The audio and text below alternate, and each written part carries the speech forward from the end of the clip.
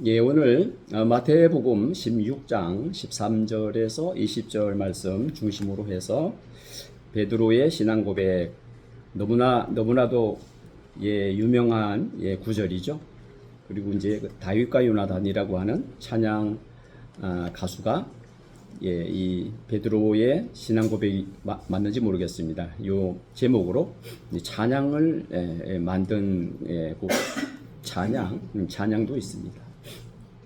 베드로의 신앙 고백이라고 하는 제목으로 오늘 신앙 고백이 우리에게 어떤 의미가 되는지 한번 살펴보는 시간이 되었으면 좋겠습니다. 우리가 오늘도 예배 드릴 때에 사도신경, 대부분 교회에서 사도신경으로 신앙 고백을 하는 줄 알아요.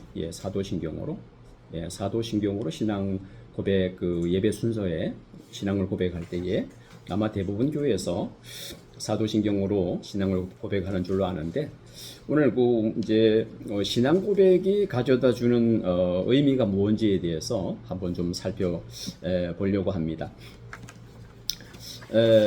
먼저 우리가 이 신앙 고백이라고 하는 것은, 여러분 우리 신앙은 꼭 고백이 되어져야 그게 신앙이에요. 그게 참된 신앙이에요. 고백하지 않는 신앙은 의미가 없습니다. 그런데 여기서 말을 하고 있는 고백이라고 하는 것은 굳이 우리가 하나님께나 사람 앞에, 사실 신앙 고백은 하나님께 그리고 사람에게 하는 것이 신앙 고백이에요. 그런데 우리가 그렇게 하지 않는다고 하더라도, 여러분, 우리는 신앙 고백을 하는 사람들이에요. 그게 무슨 얘기예요? 내가 내 신앙을 사람들에게 말로나 이렇게 드러내지 않는다고 하더라도 그것이 내가 믿는 것이 그게 신앙 고백이에요. 그러니까 내가 하나님을 어떻게 이해하고 있는지, 하나님을 어떻게 믿는지, 그게 다 나의 신앙 고백이에요. 그러니까 다시 말씀을 드리면, 내가 어떻게 예수님을 알고 삼위일체를 알고 성경을 어떻게 내가 믿고 있는지, 모든 거 있잖아요, 그죠? 우리가 참 감사하게도 최근 들어서 우리 교회가 그런 문제에 대해서 신앙 고백을 공부를 많이 했잖아요. 참 다행이라고 생각을 해요. 다행이라고 생각을 하고, 그래서 이제 여러분, 그게 신앙 고백이거든요. 그러니까 어떤 교회든지 어떤 그리스도인이든지 신앙 고백이 없는 그런 교회는 없고요. 그런 그리스도인은 있을 수가 없습니다. 존재할 수가 없습니다. 무슨 얘기인지 아시겠죠? 그러니까 신앙 고백의 의미를 우리가 아는 것이 얼마나 중요한지를 우리가 알 수 있겠습니다. 그래서 먼저 우리가 오늘 이 시간에는 이 신앙 고백은 이미 성경에도 나타납니다. 신약은 물론이고요. 신약 성경은 물론이고, 사실 이미 구약 성경에서부터 이 신앙 고백은 드러나거든요. 그래서 우리가 한번 구약의 한 곳, 그 다음에 신약에는 아주 풍성합니다. 풍부하게 드러납니다. 그래서 신앙 고백 1, 신앙 고백 2, 이렇게 우리가 한번 이제 나누어서 성경에 나타나고 있는, 성경에 우리 믿음의 우리 선배들은 어떻게 하나님을 고백을 했는지 요거를 한번 살피고, 그 다음에 오늘 본문으로 들어가서 베드로의 신앙 고백이 우리에게 오늘날 교회에 주는 의미가 뭔지 한번 살펴보려고 합니다. 먼저 여기 이미 나와 있습니다만은 구약의 신앙 고백이 나타나는데요. 이미 신명기 6장 4절에서 이미 드러나요. 신명기 6장 4절. 신명기 6장 4절 우리 한번 다 같이 읽어보겠습니다. 시작. 이스라엘아 들으라. 우리 하나님 여호와는 오직 유일한 여호와이시니, 특히 우리 하나님 여호와는 오직 유일한 여호와이시니 라고 하는 이 신앙 고백에서 우리가 뭘 알 수 있느냐면은, 하나님은 유일한 하나님이시다. 여호와라고 하는 그 이름 자체가, 여러분, 유일한 하나님, 그런 뜻이란, 그런 의미예요. 그러니까 하나님은 둘이 될 수가 없고, 우리나라에도 예전에 그런 미신 사상이 있었잖아요. 삼신 할머니. 그 삼신 할머니라고 하는 그 신이 세 개라고 하는 말이에요. 우리나라에도 그런 이제 미신이 있었는데, 여러분, 하나님은 그런 하나님이 아니라는 거예요. 둘이 될 수가 없는 분이고요. 근데 실제로 또 많은 사람들이 하나님을 그렇게 믿어요. 예. 그걸 보고 여러분 우리가 다실론 이렇게 부릅니다. 다실론. 신이 많다는 얘기, 신이 많다는 얘기예요. 근데 여기 신명기 6장 4절에서 어떤 고백이 지금 드러나고 있죠? 우리의 하나님 여호와는 오직 유일한 여호와이시니. 그래서 여러분 우리가 그게 삼위일체라 그 뜻이에요. 일체. 예. 위는 셋이지만 일체. 예. 유일한 하나님이시라 그런 뜻이고요. 그 다음에 이제 신약에 들어서게 되면 먼저 오늘 우리가 본문으로 삼은 마태복음 16장 16절에서 이제 그 유명한 정말 아주 훌륭한 고백입니다. 정말 시몬 베드로한테서 이런 멋진 고백이 나올 줄이야 예수님이 상상이나 하셨겠어요? 근데 물론 그 이후에 예수님 뭐라 말씀하시냐면 이를 내게 하게 한 이는 혈육이 아니요 누구라 그러죠? 하나님이시라 그러거든요. 하나님이시라 그러거든요.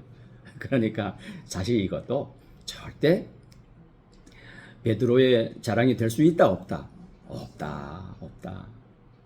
예. 그런데 자 보세요.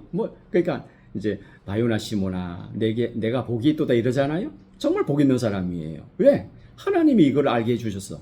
알게 해주셔가지고 이런 멋진 고백을 하니까 그래서 예수님이 바요나 시모나 내가 복이 있도다.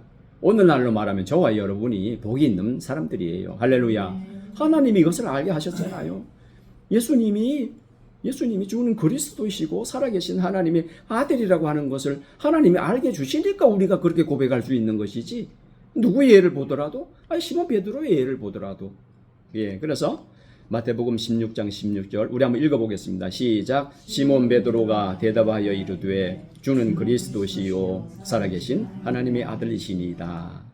가장 그 전형적인 신약 성경 중에도 예, 신구약 성경 전체를 통틀어서 가장 전형적인 신앙 고백을 한 예가 마태복음 16장 16절이라고 우리가 볼 수가 있겠습니다. 그 다음에 자 고린도전서 15장 3절과 4절에 나타납니다. 한번 읽어보겠습니다. 시작. 내가 받은 것을 먼저 너희에게 전하였노니 이는 성경대로 그리스도께서 우리 죄를 위하여 죽으시고 장사 지낸 바 되셨다가 성경대로 사흘 만에 다시 살아나사. 자 여러분 우리가 예배 때마다 고백하는 사도신경에 거기에 포함되어 있는 그런 내용이잖아요. 우리가 뭐라고 표현하죠?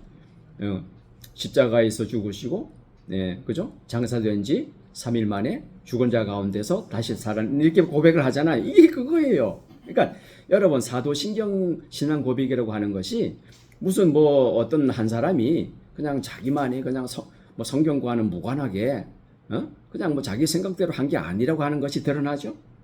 예, 이게 뭐예요? 이게 그 부분이 바로 고린도전서 15장 3절 4절에서 나온 고백이라는 거죠. 뭐죠? 성경대로 여기서 말하는 성경은 구약 성경이죠. 구약 성경이 이미 선지자들이 예언한 대로 그죠?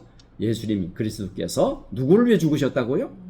자신을 위해 죽으셨다고요? 우리 죄를 위해서 죽었다고. 우리 죄를 위해서 죽으시고 그 다음에 장사 지낸 바 되셨다가 며칠 만에 사흘 만이라고 하는 것이 중요한 게 성경대로. 할렐루야. 구약 성경에 이미 선지자들을 통해서 그렇게 예언된 것처럼 성경대로 사흘 만에 다시 살아나셨다라고 하는 그 고백이 고린도전서에서 나타납니다. 그 다음에 에베소서 4장 4절과 6절 말씀도 한번 보겠습니다. 시작. 몸이 하나요 성령도 한 분이시니 이와 같이 너희가 부르심의 한 소망 안에서 부르심을 받았느니라. 주도 한 분이시요 믿음도 하나요 세례도 하나요 하나님도 한 분이시니 곧 만유의 아버지시라. 만유 위에 계시고 만유를 통일하시고 만유 가운데 계시도다. 참 이게 신기한 것이요. 어쩌면 에베소서 이 사도 바울의 서신서인데 에베소서 4장에서 이렇게 말하는 것이 어쩌면 지금 이 시대를 내다보고 미리 예언한 것 같아요. 무슨 얘기냐면 오늘날 이 시대는 여러분 우리가 한 분 하나님을 믿는다고 하면서도 실제적으로는 한 분 하나님을 믿나요? 아니요. 예, 교회마다 목사님마다 가르치는 게 다 틀려요. 예, 한 분 하나님은 아니에요. 어떤 사람은 하나님을 이렇게 믿고 어떤 사람은 이렇게 믿어요. 근데 여기서 뭐라고 말을 해요? 몸이 하나이듯이 성령이 몇 분이세요? 한 분이시거든요. 근데 여러분 그렇지 않아요. 어떤 사람은 성령을 이렇게 믿어요. 어떤 사람은 성령을 능력을 주시는 그냥 무슨 뭐죠 병이나 고쳐주고 앞길을 그 예언이나 하고 이렇게만 믿어요. 또 어떤 사람은 아니야, 성령은 삼위일체 가운데 한 분이시고 그분은 말씀을 따라서 역사하셔, 또 이렇게 믿어요. 한 분 성령을 믿는데도, 한 분 성령을 섬기는데도 어떤 교회에서는 이렇게, 로마 가톨릭에서는 이렇게 믿어요.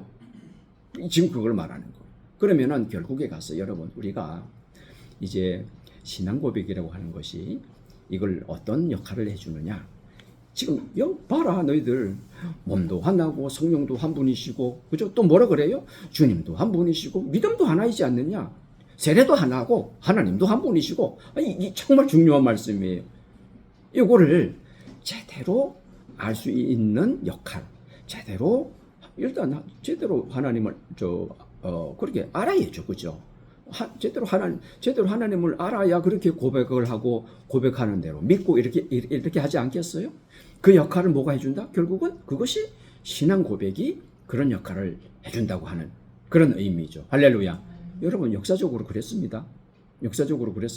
이게 이미 초대교회 그 무렵부터 이제 그 많은 교회들이 그 여러 시대를 교회가 이렇게 거쳐오면서 역사적으로 다 한 마음으로 동일하게 그 한 신앙을 고백하고 똑같이 그렇게 믿었겠어요? 천만에요.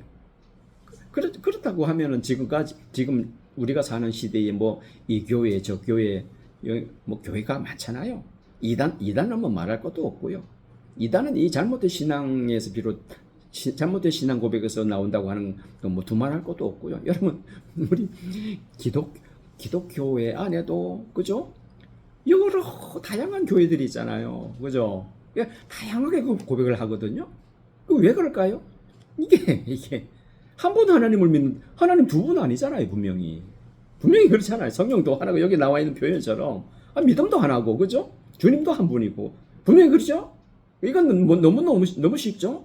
이건 누구나 다 동의할 거예요. 그런데 그런 한 분 하나님, 한 세례, 한 성령을 섬기면서도 왜 이렇게 각기 다르냐, 이런 말이에요. 그러니까 사람이 참 어찌 보면 이게 참 타락의 결과이고, 사람의 생각도 틀리고 하다 보니 영향도 다르게 받고 이러다 보니 그런 현상이 발생하는데, 결국에 가서는 이거를 해결할 수 있는 거는 뭐란 얘기예요? 따라합시다. 신앙 고백. 그것도 물론 제대로 된 신앙 고백이어야 되겠죠, 그죠? 그것만이 가능하게 해준다는 거예요. 할렐루야. 그래서 우리가 신앙 고백을 우리가 공부하지 않을 수가 없는 것이죠. 넘어가겠습니다. 자, 그 다음에 디모데전서 3장 16절 말씀인데 우리 한번 읽어보겠습니다. 시작. 그도다 경건의 비밀이요 그렇지 않다 하는 이가 없도다. 그는 육신으로 나타난 바 되시고 영으로 의롭다 하심을 받으시고 천사들에게 보이시고 만국에서 전파되시고 세상에서 믿음 바 되시고 영광 가운데서 올려지시느니라. 자, 요 중에 보세요. 그는 육신으로 나타난 바 되시고, 우리 이 신앙 고백 해요, 안 해요? 하거든요. 자, 전능하사 천지를 창조하신 하나님 아버지를 내가 믿사오며 그 외의 아들 우리 구주 예수 그리스도를 내가 믿사오니 이는 성령으로 잉태하시고 동정녀 마리아에게서, 그죠? 뭐죠? 육신으로 나타난 바 되시고, 그걸 지금 말하는 거예요. 디모데전서 3장 16절, 그는 육신으로 나타난 바 되시고, 성육신. 또 우리 예전에 목사님들은 도성인신, 요런 표현도 쓰셨습니다. 도성인신, 성육신. 그 다음에 맨 마지막에 영광 가운데 올려주시는, 이게 뭐예요? 부활한 다음에 무슨 천? 승천. 올려주셨느니라. 이제 그 고백을 지금 하고 있는 거예요. 무슨 얘기인지 아셨죠? 자, 이 가장 아주 함축적인 사도신경만 하더라도 이렇게 성경에서 나왔다고 하는 것을 우리가 알 수 있는 거예요. 자, 그 다음에 이제 성경의 신앙 고백 두 번째로 한번 보겠습니다. 여기 보시게 되면 대부분 히브리서예요. 그래서 우리가 정말 히브리서를 보시게 되면 참 감격스러울 때가 많습니다. 히브리서는 어쩌면 그렇게 구약 성경을 그냥 딱 묶어가지고 자 구약 성경이 이것이야.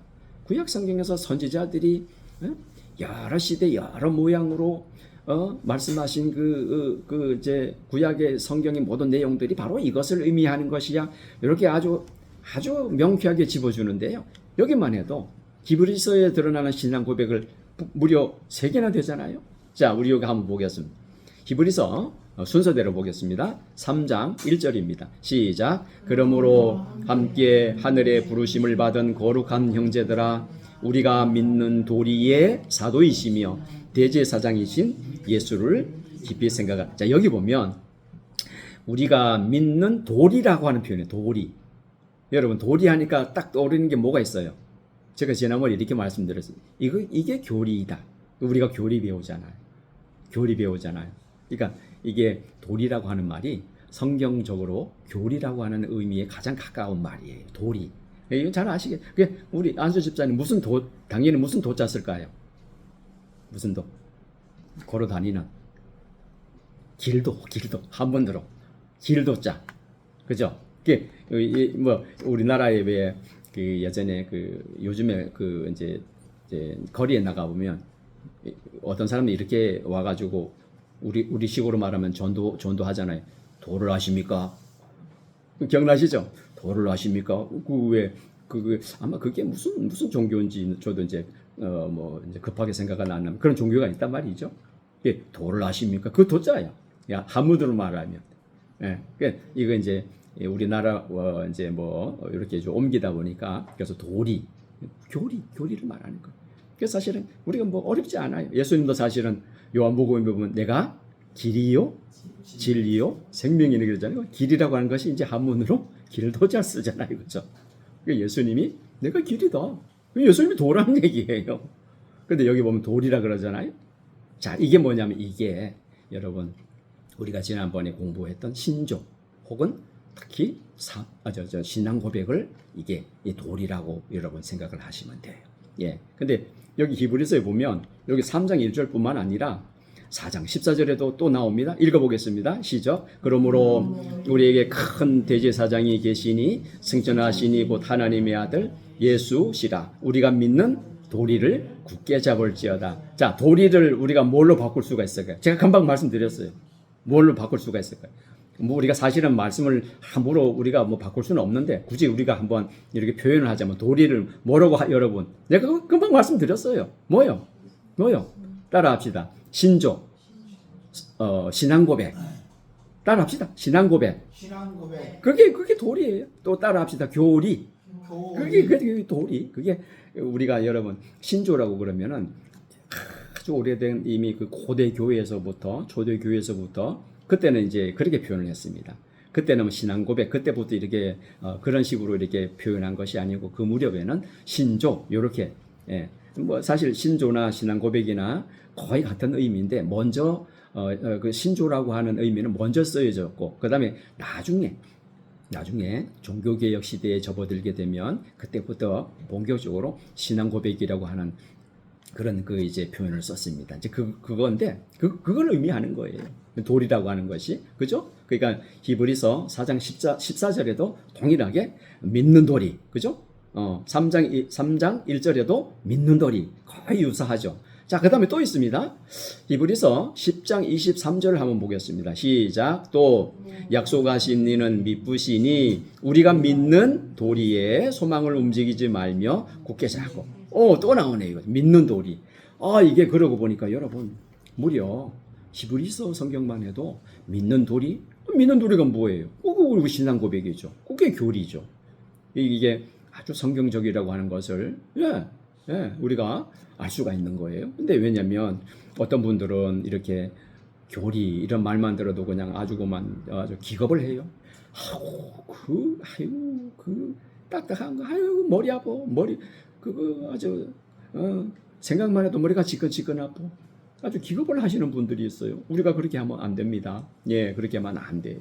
디모데전서 6장 12절을 한번 보도록 합니다. 시작. 믿음의 선한 싸움을 싸우라. 영생을 취하라. 이를 위하여 내가 부르심을 받았고 많은 증인 앞에서 선한 증언을 하였도다. 여러분, 마지막에 선한 증언이 뭐예요? 신앙 고백이에요. 예, 사람들에게 내가 전도하는 것도요, 그 나의 신앙 고백이에요. 왜냐하면 내가 믿는 하나님을 전하는 거잖아요. 만일에 우리가 어떤 사람을 만나서 예수 믿으십시오, 예수님 믿으면 구원을 얻습니다, 이렇게 말을 하잖아요. 그러면 그 예수님이 누군지에 대해서 우리가 설명을 하잖아요. 그죠? 예수님은 하나님의 아들입니다. 그런 하나님의 아들 되신 예수님이 이 세상에 오셔서 나를 구약에 그렇게 약속된 것처럼, 예언한 것처럼 그대로 오셔서 바로 선생님을 위해서, 언니를 위해서, 당신을 위해서 십자가에서 죽으셨습니다. 그래서 우리가 그분을 믿으면 구원을 얻습니다. 이렇게 우리가 전도하잖아요. 그러니까 내가 예수님에 대해서 알아야 되지 않겠어요? 그죠? 그게 일종의 신앙 고백이에요. 그리고 마지막에 보세요. 선한 증언을 하였도다. 요런 표현들이 다 그 신앙 고백에 관한 그런 그 말씀이니 어찌 우리가 우리 그 신앙 고백을 배우지 않을 수가 있겠느냐, 그런 말이죠. 자, 그러면 오늘 한번 본문으로 들어가서 너무나도 멋진 참 그런 장면이고요. 이 너무나 중요한 구절이거든요. 자, 보겠습니다. 자, 이제 그 성경에 보니까요, 소제목에 베드로가 예수를 그리스도로 고백하다, 이런 제목이 나와 있는데, 한번 먼저 우리가 이 성경을 한번 좀 이렇게 유심히 좀 보는 게 굉장히 중요합니다. 자, 여기 이제 뭐 앞에도 나와 있으니까, 자, 이제 예수님이 제자들과 더불어서 빌립보 가이사랴라고 하는 지방에 이르셨을 때에, 그때에 사실 요 장면도 우리가 딱 이미 짐작이 되죠. 예수님 이 정도, 이 무렵 정도 되면 이제 왜냐면 예수님이 뭐 여러 가지 뭐 말씀으로, 그다음에 이적으로, 기적으로, 표적도 많이 일으키시고, 그죠? 뭐 병자도 많이 고쳐 주시고, 뭐 이런 여러 가지 활동을 하셨단 말이죠. 그죠? 말씀도 많이 전하시고, 그러면은 예수님이 이제 일부러 의도적으로 이제 이렇게 그 제자들을 통해 가지고 사람들이 도대체 나에 대해서 어떻게 생각을 하고 있는지, 어떻게 믿고 있는지, 요걸 한번 확인차. 뭐 어쩌면 예수님이 사실은 이미 아셨을지도 모르죠, 그죠? 이미 아실 가능성도 있는 것이고, 또 뭐 모르실 수도 있겠죠. 어쨌거나 확인차. 예. 그거 굉장히 중요한 거잖아요. 왜냐하면 예수님에 대해서 지금까지 이렇게 활동하는 예수님이 세상에 오셔서 사역하시는 목적도 그리스도인 것을 알게 하시고 믿게 하시려고 그렇게 하는 거 아니겠어요? 그죠? 그죠? 단순히 그냥 뭐 병자를 뭐 고치고 죽은 사람 살려주고 그 자체의 그 의미가 있는 건 아니잖아요. 그래서 딱 요 무렵에 빌립보 가이사랴 지방에 이르렀을 때에 제자들에게 이제 물었는데 크게 두 가지로 물으시죠. 먼저는 사람들이 나를 누구라 하느냐, 요걸 이제 궁금해하셨습니다. 자, 보겠습니다. 사람들이 인자를 인자라고 하면은 이제 예수님을 가리키는 겁니다. 자, 그러니까 이렇게 리포터 요거 이제 보고를 하는 거예요. 이제 제자들이 그 사람들은 이제 이렇게 믿었다는 거죠. 세례 요한 그러면 이미 이때는 누가 세례 요한이 죽은 이후입니다. 죽은 지 얼마 안 되죠, 그죠? 세례 요한 이제 요 시기에서 세례 요한이 죽은 지 뭐 그렇게 오래되지 않았습니다. 뭐 그냥 목배에 순교했단 말이죠. 그러니까 어떤 사람이 이렇게 믿었어요. 그 죽은 세례 요한이 다시 살아났다고 믿은 사람이 있고, 또 그다음에 누구예요? 엘리야 하면 저 구약 성경에 나오는 거 아주 유명한 선지자죠. 아주 하늘에서 불 같은 선지자란 말이죠. 그 능력의 선지자로 정도로 예수님을 이해하는 사람들도 있고, 그러니까 또 누구예요? 어떤 이는 에레미야 뭐 구약 성경에 나오는 아주 유명한 선지자죠. 그 에레미야로 이렇게 오해한 사람들도 있고, 기타 등등 한마디로 말하면 선지자 중에 하나로 믿습니다. 이렇게 이제 리포터를 이제 그 대답을 합니다. 그러니까 예수님이 이제 이해하셨겠죠. 사람들이 나를 얼마 전에 죽은 세례 요한으로 이렇게 여기거나, 또는 뭐 엘리야라거나 에레미야라거나 뭐 기타 등등 구약의 유명한 그 선지자 중에 하나로 그냥 나를 여기는구나, 이렇게 이해를 하셨겠죠. 그다음에 이제 중요한 것은, 그러면 이제 더 중요한 것은 뭐예요? 제자들이 도대체 나를 어떻게 여기고 있는가가 사실은 가장 중요한 것이겠죠. 그러니까 이번에는 15절에 너희는 나를 누구라고 하느냐. 굉장히 중요한 물음이죠. 예수님도 참 기대가 크셨겠죠. 그렇게 제자들을 선택을 하시고 그냥 끌고 다니면서 그냥 말썽이나 부리는 제자들. 왜냐면은 예수님의 목적은 오로지 이거거든요. 어쨌거나 제자들을 중심으로 해서 하나님 나라를 세우는 거. 제자들을 이렇게 여러분 올바른 고백 위에 교회가 서는 것이고 올바른 고백 위에 신앙이 세워지는 것이 이게 중요한 것이 이거보다 중요한 것은 없습니다. 그러니까 예수님 어찌 보면 예수님의 사역의 목적이 이거예요. 그 제자들을 선택하신 목적도 이거고 기적을 일으키고 뭐 죽은 사람을 일으키는 그 목적도 오롯이 제자들을 제대로 세우기 위해서 제대로 훈련시키기 위해서 양육하기 위해서 다시 말씀드려서 제대로 된 신앙 고백 그거 하나만 드시려고 지금 오로지 예수님이 이렇게 지금 수고를 하시는 거거든요. 그래서 그렇게 묻습니다. 너희는 나를 누구라 그러냐? 그러니까 이제 시몬 베드로가 이렇게 대답을 하죠. 아주 뭐라 그럴까요? 올바른 신앙 고백입니다. 아주 제대로 예수님을 근데 물론 여러분 이게 제가 오늘 서론에도 말씀을 드렸지만 절대적으로 인간의 생각으로는 도저히 될 수가 없는 고백이죠. 어떻게 보이는 사람이 하나님이에요? 그죠? 어떻게 보이는 사람이 하나님이? 그 인간의 이성 가지고는 불가능한 거거든요. 어쨌거나 그런데 참 복된 이 시몬 베드로가 하나님께서 성령께서 그렇게 하나님께서 그런 참 깨달음을 주시는 은혜를 힘입어서 제대로 예수님을 알아본 겁니다. 자, 보겠습니다. 주는 그리스도시요 살아계신 하나님의 아들이십니다. 라고 하는 이 의미 속에는 굉장히 깊은 의미가 들어있는데요. 뭐 깊은 의미에 대해서는 우리가 나중에 기회가 되면 이거 굉장히 중요한 거거든요.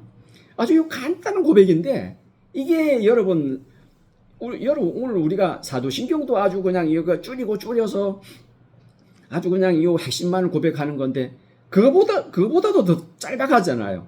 주는 그리스도시요 살아계신 하나님의 아들이신 아주 간단하잖아요. 그런데 요 짧은 문구 속에 들어있는 의미가 굉장히 아주 의미심장하는 거거든요. 어쨌거나 그 예수님에 대한 신앙 고백을 아주 가장 이렇게 정확하게 이렇게 고백을 했습니다. 자, 그럼 예수님께서 그 다음에 뭐라고 말씀해 한번 보겠습니다. 17절에서 자 보겠습니다. 바요나 시모나 뭐라고 또 내가 복이 있도다. 여러분 복이 있는 그 이후에 나오는 예수님 설명을 들어야 여러분 왜 복이 있는 걸 아는 거예요. 자 보겠습니다. 이를 내게 알게 한 이는 사람이에요, 아니에요? 아니에요. 사람은 절대 예수님이 그리스도 하나님이라고 하는 것을 절대로 그렇게 가르칠 수가 없어요. 사람이 영향 받아가지고는 누가 예수님이 하나님인 것을 누가 믿을 수 있게 해주겠어요? 불가능하죠. 할렐루야.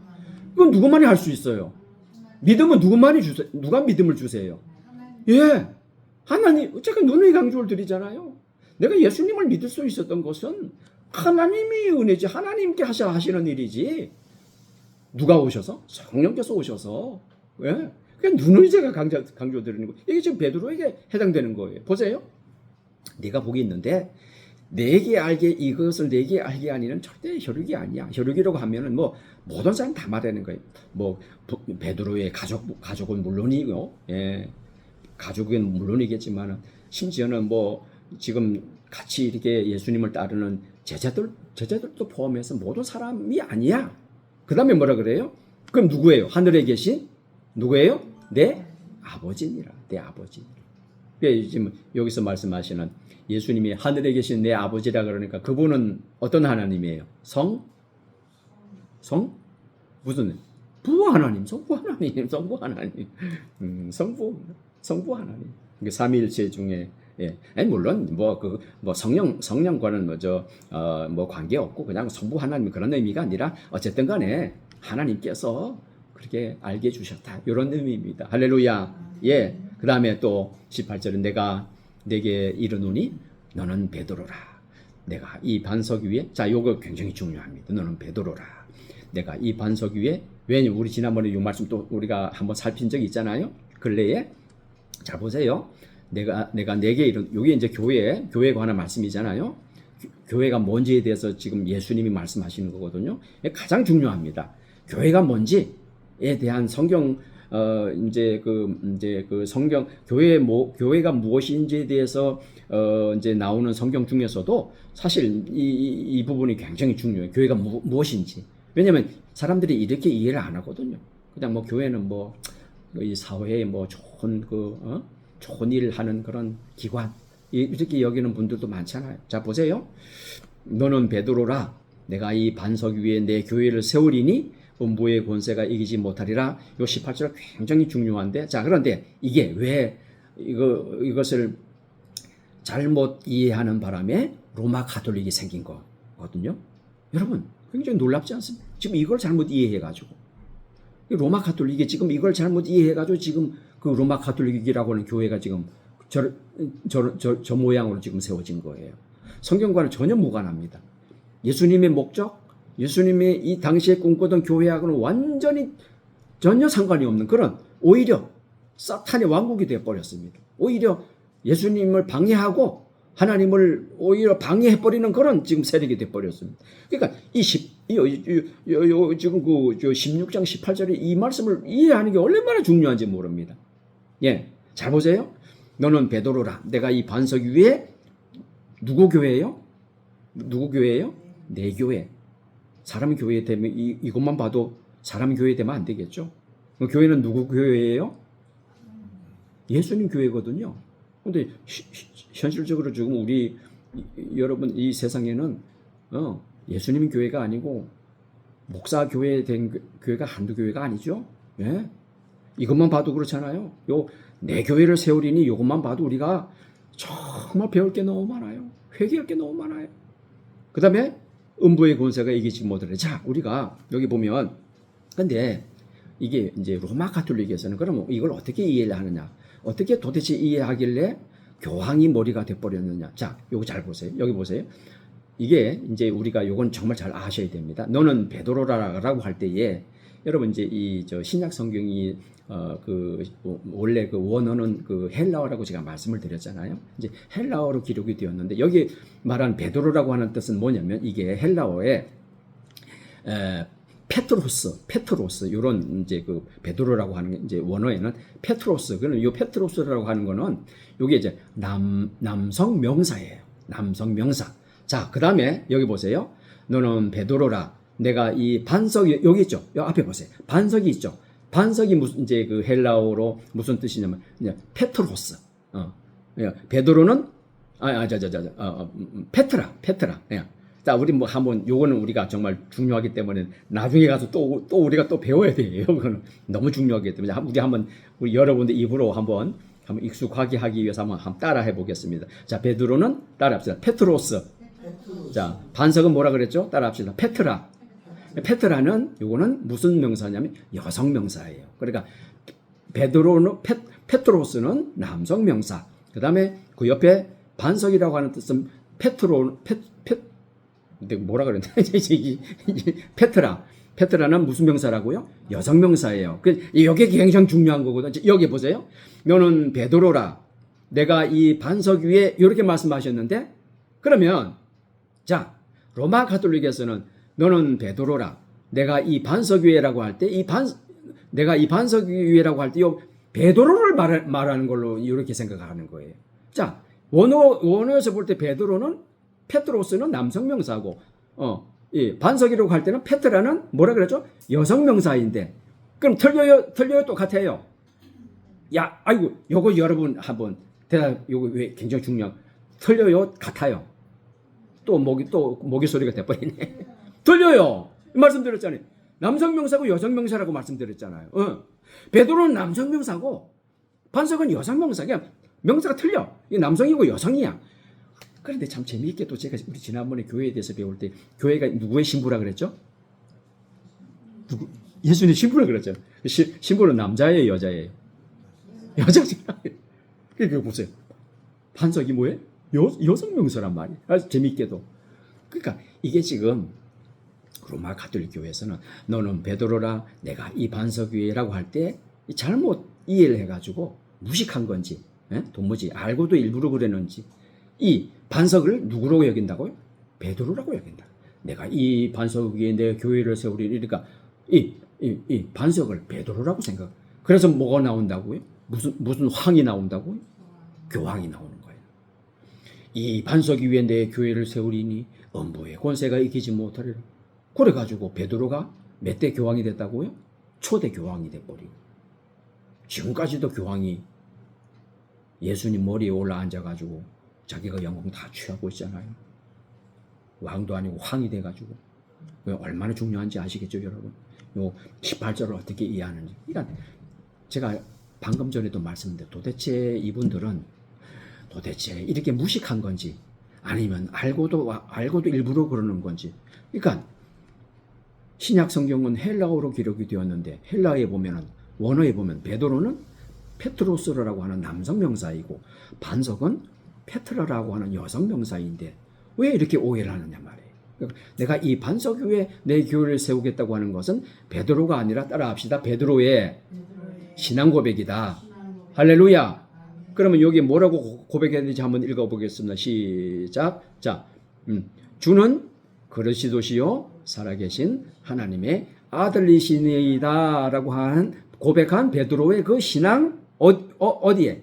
위에 뭘 세운다고? 내가 내 교회를 세우리니. 할렐루야. 그렇게 되는 거예요. 그러니까 자, 그래서 이게 오늘 바로 지금 제가 이거를 아주 그냥 강조를 하려고 이 말씀 드린 거예요. 그 신앙 고백이 왜 내가 교회를 세우겠다고 하는 말. 그러면은 베드로가 고백한 주는 그리스도시요 살아계신 하나님의 아들입니다라고 하는 고백이 잘못돼 버리면 그게 교회예요, 아니에요? 아니에요. 이게 중요해요. 제대로 된 신앙 고백이 위에 세워지지 않으면 교회가 아니에요. 다시 말씀드리면 예수님을 제대로 이해하지 못하고 제대로 고백하지 못하면 그건 교회가 아니라는 거예요. 쉬운 예로 그러면 여러분 자기가 예수라고 믿는 이단은 교회예요, 아니에요? 아니죠. 그래서 그 이단이 되는 거예요. 우리가 교회로 인정을 못하는 거죠. 그러니까 이단이 돼버리는 거죠. 무슨 얘기인지 아셨죠? 예. 그러면서 19절도 사실 중요하더라고요. 자, 보세요. 내가 천국 열쇠를 내게 주리니 교회 주겠대요. 천국 열쇠. 그게 뭐예요? 천국에 갈 수도 있고 못 갈 수도 있는 그 열쇠를 교회에 주겠대요. 이게 무슨 뜻이? 자, 보세요.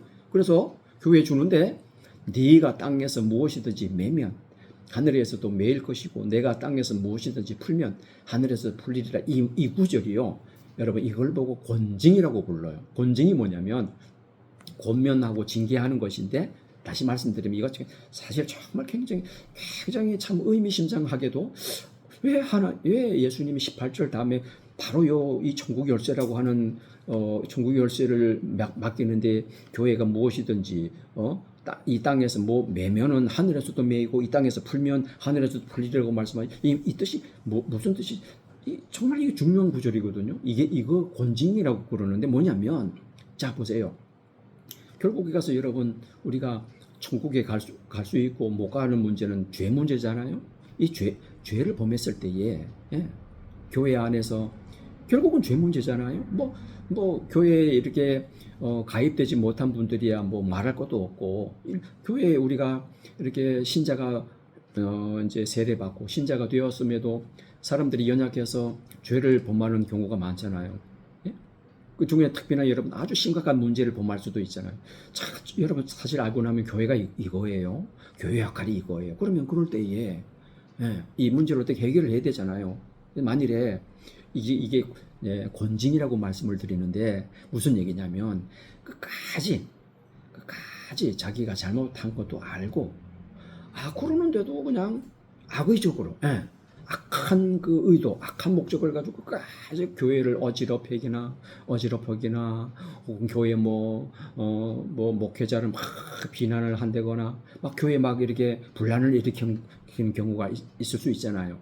그러면은 자 이때 교회에서는 뭐를 해야 되냐면 따라합시다. 치리를 해야 되거든요. 무슨 얘기냐면 바로 잡아줘야 되거든요. 그죠? 그러면 여러분 예수님 그런 말씀 하신 적 있으시잖아요. 누가 죄를 범하거든 두세 사람이 두세 사람이 찾아가서 공고하라고, 그죠? 그런 말씀이 있었잖아요. 근데 다행히 두세 사람이 가가지고 이렇게, 아유, 형제요. 우리 이렇게 우리 하나님 말씀에 비추어서 이렇게 하면 안 됩니다. 이렇게 공고했을 때 들으면은 그 사람의 영혼을 얻는 것인데, 그런데 그래서 또 고집을 부리고 끝까지 또 교회 공고를 안 듣네. 그러면은 그다음에는 예? 그다음 교회 맞아요. 교회 이제 교회를 공식적으로 교회를 말하는. 그러면 이제 목회자가 이제 또 이렇게 쫓아가는 거죠. 목회자 그건 뭐 가장 마지막이죠. 목회자가 교회 대표니까 마지막으로 목회자가 쫓아가가지고 성도님 회개하십시다. 네, 회개하십시다. 하나님께 회개하시고 이제 여러 가지로 이제 성경적인 성경 근거를 갖다 대야 되는 거예요, 그죠? 목회자는 뭐 그냥 하는 게 아니에요. 성경 보면 저 성도님, 형제님은 자매님은 이렇게 잘못을 했습니다. 근데 뭐 사람이니까 연약해서 뭐 충분히 그렇게 생각할 수도 있고, 그런데 회개하면 하나님 용서해 주시니 회개하십시다. 이렇게 해서 그 공고를 들으면은 뭘 얻는 거라고? 그 사람의 영혼을 얻는 거죠, 그죠? 그러면은 죄 문제가 해결돼요, 안 돼요? 해결이 되는 그게 지금 푸는 거예요, 푸는 거. 그게 푸는 거예요. 그런데 이제 그 매이는 것이 뭐예요? 끝까지 해결이 안 되는 거 뭐예요? 예수님 말씀처럼 처음에는 두세 사람이 찾아가서 공고를 하고 또 안 되니까 이번에 교회 권사님 말씀처럼 교회에다 말해서 교회 이제 목회자가 대표니까 이게 마지막 수단이에요. 가서 이렇게 공고를 하고 아주 그냥 막 눈물을 흘리면서 그 영혼을 안타까워하는 마음으로 그 영혼을 살려야 되니까 막 공고를 하고 하는데도 끝까지 또 이제 또 들으면 얼마나 감사해요. 한 영혼을 살리는 거야. 그런데 끝까지 안 듣고 또 고집을 부리고 막 아까도 제가 말씀드린 그런 사람이 있는 거거든요. 악의적으로 막 비방을 하고 그러면은 결국에 가서 그거는 안 풀어져서 끝까지 매여져. 네. 여기서 이게 아까 제가 말씀드린 이 교회 그 권징 치리하는 그런 그게 참 이게 안타깝게도요. 오늘날에 와서는 이 기능이 거의 사라졌어. 굉장히 안타까운 일입니다, 여러분. 그래가지고 요즘 사람들은 어때죠? 교회에서 목회자가 막 징계를 하면 어때요? 내가 이 교회밖에 없어? 다른 교회 가면 되지. 그래요, 안 그래요? 다 그래요, 요즘에는. 콧방귀를 안 껴요. 교회가 여기만 있나? 다른 데 교회 가면 되지. 그러고 다른 데로 가요. 그럼 다른 교회 가면은 그 교회는 교회를 도무지 이분들이 어디서 왔는지, 어떤 교회에서 왔는지, 도대체 뭐 잘못을 하고 여기 왔는지 그런 거 조사해요, 안 해요? 안 하기는 뭐 개뿔. 예? 물어는 봐서 그걸 아주 우리가 이렇게 금방 말씀드린 것처럼 원칙적으로 하려면은 딱 물어봐서 근데 여러분 그렇지 않겠어요? 만일에 어떤 잘못을 하고 갔는데 그 사람이 그걸 얘기를 할까요? 안 할까요? 얘기를 하겠어요? 안 하죠. 숨기겠죠. 그러니까 이게 참 오늘날에 와서는 너무나도 안타깝게 양심적으로도 그만 그렇게 돼버리고 교회의 그 치리 기능이 다 상실이 돼버려가지고 이게 원리입니다, 여러분. 지금 그것은 근데 저는 이 말씀을 보면서 야 진짜 깜짝 놀랐어요. 18절에서 이렇게 말씀하시면서 곧바로 19절에 바로 천국 열쇠를 맡기는데 매면 매일 것이고 풀리면 풀릴 것이라고 왜 이 말씀하셨을까? 오늘날에 와가지고는 솔직히 이 19절 이 말씀이 예수님 말씀 그대로 하는 교회가 도대체 몇 교회나 되냐 말이에요. 저나 여러분이나 우리 성도들은 어때요? 내가 이 교회가 그까는 다른 교회가 다 가지고 너무 책임감이 없다는 거죠. 이 19절에서 말씀하신 이 말씀에 대해서는 예수님 하신 말씀 아니에요. 두려움으로 정말 내가 두려운 마음으로 내가 회개하는 마음으로 내가 나를 되돌아보고 뼈를 깎는 그 정말 심정 가지고 회개하고 내가 잘못했습니다. 무릎을 꿇고 내가 교회 앞에서 하나님 앞에서 내가 이렇게 죄를 범했습니다. 용서해 주십시오. 그런 사람이 몇 사람이나 되냔 말이에요. 이게 원리예요. 이게 예수님 하신 말씀이라니까요. 교회가 이런 열쇠가 있다니까요. 제가 그래서 이 참 19절 벌써 그렇다. 왜 제가 이 말씀드리냐면 종교개혁 시대에는 이런 일이 실제로 있었어요. 얼마나 아름다운 교회입니까, 여러분? 얼마나 멋진 교회예요. 다 칠이 받아들였어요. 본징 다 달리 받아들였어요. 근데 왜 받아들여야 되느냐? 이것은 결국에 가서 그 성도를 살리려고 하는 목적이에요? 죽이려고 하는 목적이에요? 살리려고 하는 방법은 이거밖에 없잖아요. 그 교회 떠나서 다른 교회 간다고 그 문제가 해결이 돼요? 숨긴다고 하나님 그건 몰라요? 천만의 말씀이. 왜 그렇게 비겁하냐고요? 왜 그렇게 비양심적이냐고요? 그죠? 우리가. 지금 이런 모습의 교회는 없어요. 근데 뭐 장로교회에서 치료당하면 그간 저 감리교회로 가고, 감리교회에 가서 쫓겨져 버리면 다시 성교교회로 가고, 거기서 쫓겨져 버리면 순복음교회로 가고. 이래서야 되겠냔 말이에요. 왜 제가 이 말씀드리면 종교개혁 시대에는 교회의 치리를 아주 달게 받아들였어요. 그럴 줄 알았단 말이에요.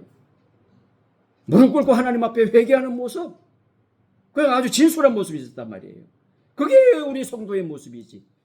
여기서 오죽하면 여러분 거기서 이렇게 그냥 포기를 했겠냐고, 이거죠. 그 심정을 이해를 해야지. 목회자들도 저 책임이 커요. 뭘 알아야지. 성경에 대해서 지가 잘못하고 있는지, 옳게 목회를 하는지, 잘못하고 있는지를 알아야지. 그죠? 이거는 목회자가 제대로 목회를 하고 있다고 하는 전제예요. 근데 목회자도 뭘 몰라버리면은 내가 도무지 이 사람이 잘못을 하고 있는지, 잘하고 있는지 이걸 판단을 못 해버리면은 어떻게 목회를 하는, 어떻게 치료를 해요, 그죠? 목회자 책임이 크고요.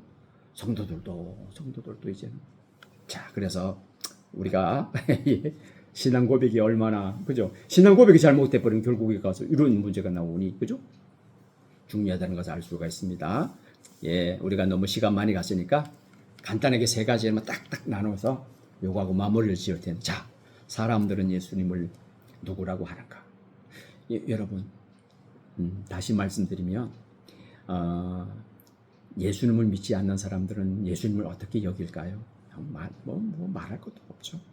근데 중요한 것은 여기서 예수님께서 하신, 예수님을 직접 보고, 예수님 그 복음도 듣고, 그 다음에 예수님 행하시는 표적도 다 보고 한 사람들마저도 예수님을 어떻게 생각했다고요? 옳게 못 믿었잖아요. 옳게 고백을 못 했잖아요. 얼마 전에 죽은 세례 요한이라고 그럽디다.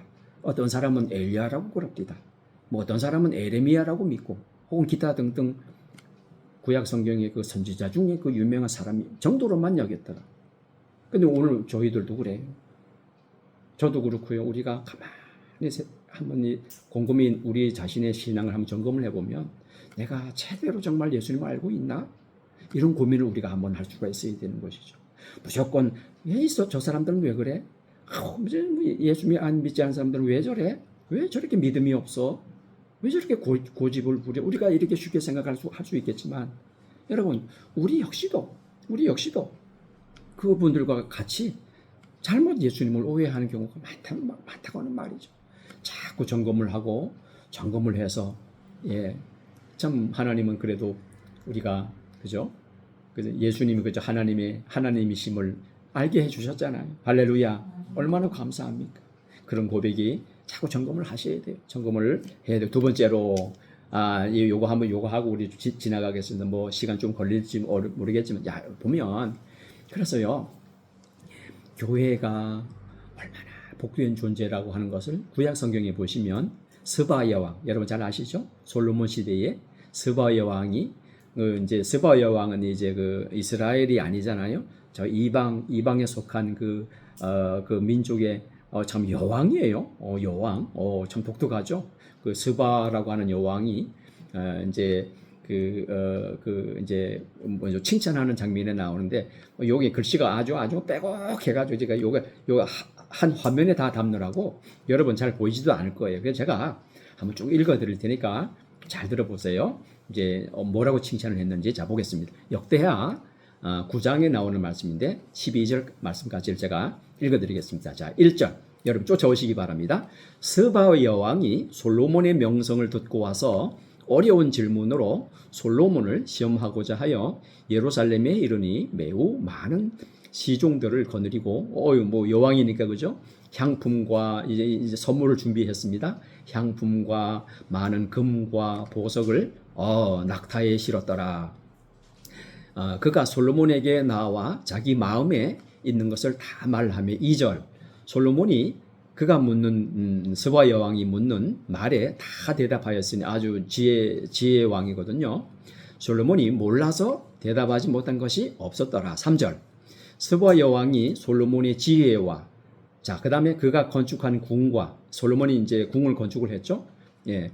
4절 그의 상에 음식물 아주 저 진수성찬 왜냐면 솔로몬이 부귀 영화가 아주 대단했잖아요. 그래서 4절에 그의 상에 음식물과 그의 신하들이 좌석과 그의 신하들이 도열한 것과 쫙 늘어선 것 그런 걸 말하겠죠, 그죠? 우리가 그려지죠 머리에 그들의 공복과 술 관원들과 그들의 공복과 여호와의 전에 올라가는 이제 성전을 지었잖아요.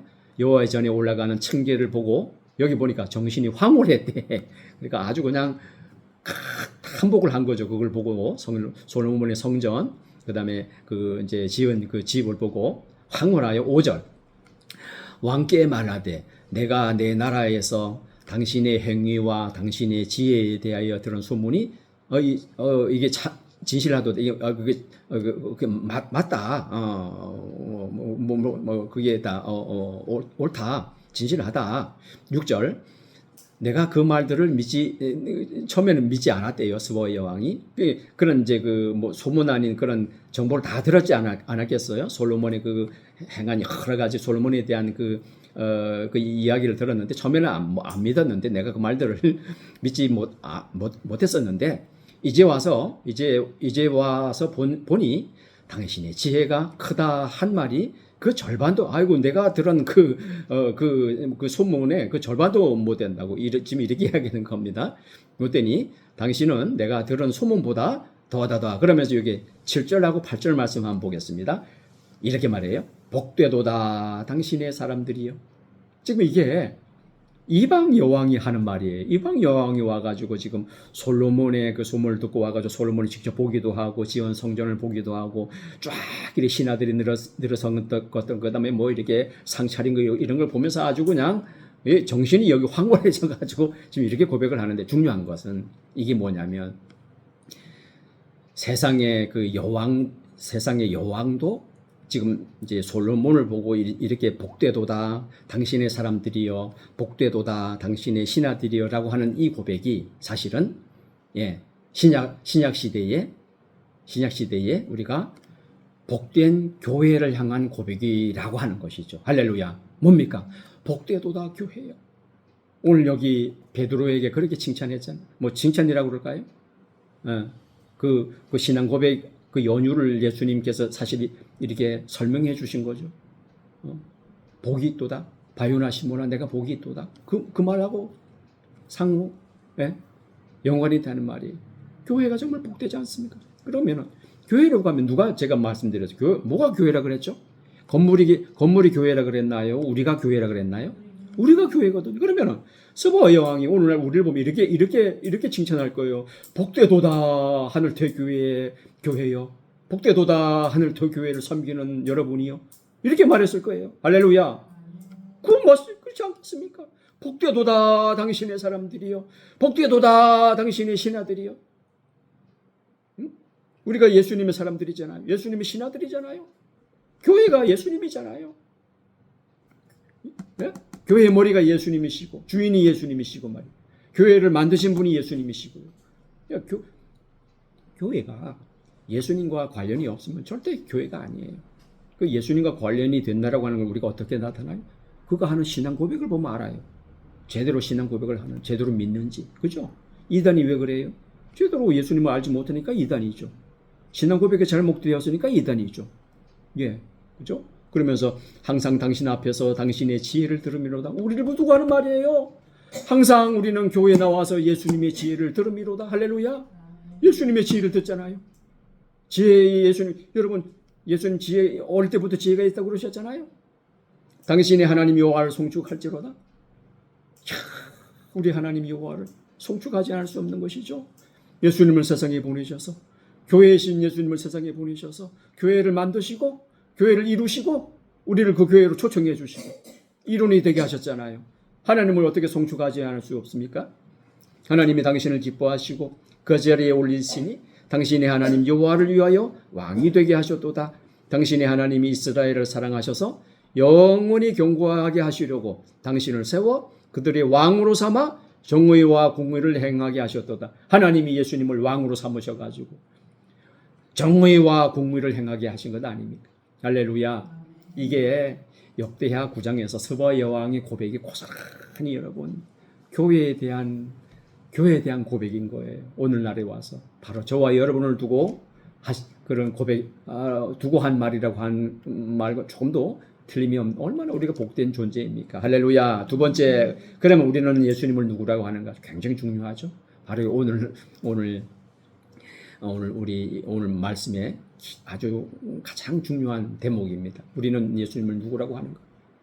단순히 뭐 그래요. 근데 그런 마음은 이해가 가요. 정말 우리 권사님도 그런 경험을 하셨지만 그만 내가 몸이 약하면은 당장 시급한 거는 내가 주님으로부터 뭐 치유를 받는 거죠. 회복이 되는 거 당연해요.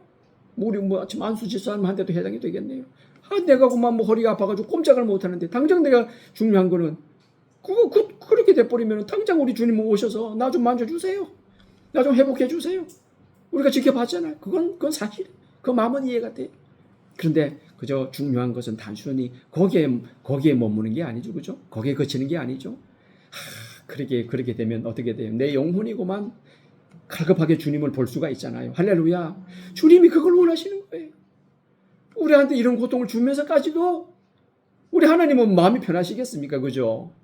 내 사랑하는 아들, 딸이 저런 고통을 당하는 그거 보고 그거 즐거울 그런 부모가 어디 있어요? 그런 애비가 어디 있어요? 마음이 아프죠. 찢어지죠.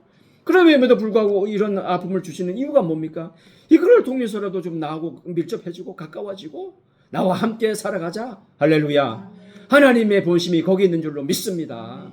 여러분 뭐 단순하게 병 고치고 뭐 부자 되고 하는 거 그거 정말 그건 여러분 수준 낮은 신앙이에요. 우리가 이제 벗어나야 돼. 우리는 예수님을 누구라고 여겨요? 베드로가 고백하잖아요. 물론 하나님이 알게 하신 거예요. 주님은 그리스도이십니다. 살아계신 하나님의 아들입니다. 우리의 고백이 되어야 될 줄로 믿습니다. 아멘. 마지막 세 번째 요거하고 마치 예수님은 도대체 왜 교회를 세우셨는지, 왜 교회를 세우셨으면 되는지. 물론 이미 그것은 넓은 우리가 교리적인 측면에서 바라보게 되면 이미 만세 전에 하나님이 예정이죠, 뭐 계획이죠, 뭐. 예. 그런데 그대로 참 뭐 저는 여기에 대한 답은 저는 이렇게 결론을 맺고 싶어요. 저와 여러분을 사랑하셔서 할렐루야. 구원의 자녀가 되게 하시려고 교회를 세운 거지. 뭐 괜히 세웠겠어요. 문제는 오늘날의 교회들이 너무 무슨 뭐 구약 시대의 솔로몬 성전도 아니고 왜 그렇게 너무 욕심들을 부려요? 제가 좀 마음이 아픈 거는 그러니까 너무 뭐 교회를 막 크게 화려하게 지어가지고 많은 영혼이 구원 받는다면 제가 거두절미 말 안 해요.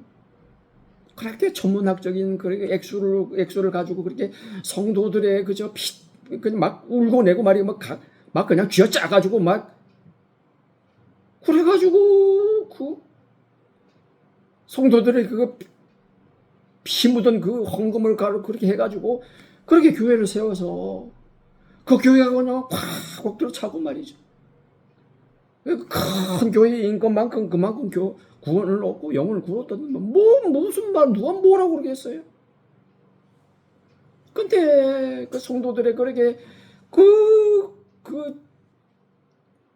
피땀 흘린 그런 그 헌신에 비해서 그런 어떤 역할을 하고 있는지에 대해서는 우리가 한번 생각을 해봐야 돼요. 제대로 교회 역할을 하는지, 왜 예수님은 교회를 세우셨는지 말이죠. 그러니까 여러분, 우리 교회처럼 이렇게 그죠 뭐 조그만 교회일지라도 여러분 저는요 부럽지 않아요. 여러분 어떨지 모르겠어요. 전 부럽지 않아요. 물론 여러분들도 저도 그렇고 뭐 여기가 편안하고 뭐 그런 건 아니죠. 불편함이 많이 있죠. 우리 조준 성도님 여기 오셔서 그만 제대로 어떻게 화장실 한번 못 가시고 얼마나 불편하셔요. 그죠? 불편해요. 불편한데 그게 뭐 대수요. 그죠? 그건 뭐 본질이 아니잖아요. 저는 여러분이 있어서 너무 행복하고 정말 우리 식구 몇 명 안 되지만 그저 여러분과 함께 이렇게 예배드려서 너무 감격스럽고 복되도다. 이 수바 형이 말한 것처럼 수바 형이 오늘 우리 저와 여러분 이렇게 말할 거예요. 복되도다. 하늘터 교회에 소속되어 있는 우리 성도들이요. 할렐루야. 그렇게 말할 거예요. 아이고 여기가 교회인데 여기 예수님이 여기 임재해 계신 곳인데 예수님이 여기 주인이신데 아니 우리가 주인이라 그러면 아이고 정말 보잘것없을 거예요. 그죠? 아 근데 예수님이 머리고 예수님이 주인이시고 예수님이 이곳에 계시는데 뭐가 부러워요? 뭐가 부러워요? 할렐루야. 예수님을 왜 교회를 세우셨는지 이것을 우리가 자꾸 물어보고 또 되물어보고 또 질문하고 그래서 그러면 오늘 우리가 오늘 첫 시간에 교회의 찬양을 배웠는데 거기도 보니까 가사가 참 마음에 들더라고요. 예, 뭐가 교회인지 우리가 잘 알게 될 줄로 그렇게 믿습니다. 말씀의 결론을 맺겠습니다. 반석 위에 세워야 돼요. 그 반석은 베드로가 아니에요. 베드로가 아니고 베드로의 뭐예요? 베드로의 신앙 고백. 신앙 고백. 그러니까 다시 말씀드려서 올바로 예수님을 고백하는 그 위에다가 교회를 세워야 돼요. 두 번째, 음부의 권세를 두려워하지 마세요. 음부의 권세가 못 이긴대요. 할렐루야. 우리 어떤 사람들은 그렇게 마귀를 두려워해. 그래가지고 마귀가 무섭다. 뭐가 마귀가 무서워? 그 악한 영이 사로잡히니까 자꾸 그렇게 아주 나약해지지. 그게 왜 그런 줄 아세요, 여러분? 제가 자꾸 말씀을 드리지만 악한 마귀 사탄 아무것도 아니에요. 왜 그런지 아세요? 말씀이 없어서 그래요. 말씀이 없다 보니까 자꾸 그 감정 그런데 내 생각에 사로잡혀가지고 그냥 질질 끌려다닌단 말이죠. 여러분 음부의 권세 두려워하지 마시기 바랍니다. 예, 올바른 신앙 고백에서 해도 음부의 권세가 이기지 못한다고 말씀하시잖아요. 마지막 천국의 열쇠를 교회가 넘겨받았대. 야 이게 무슨 말이에요? 결국은 이게 말씀이라는 거예요. 말씀이라는 거예요. 예, 말씀이라는 거예요. 그러니까 이 세 가지를 보면은 얼마나 참 우리가 대단한 존재죠. 예, 복된 교회 되시기를 주님의 이름으로 간절히 바랍니다. 자리에서 일어나겠습니다. 약한 나로 1, 2, 3, 3 예.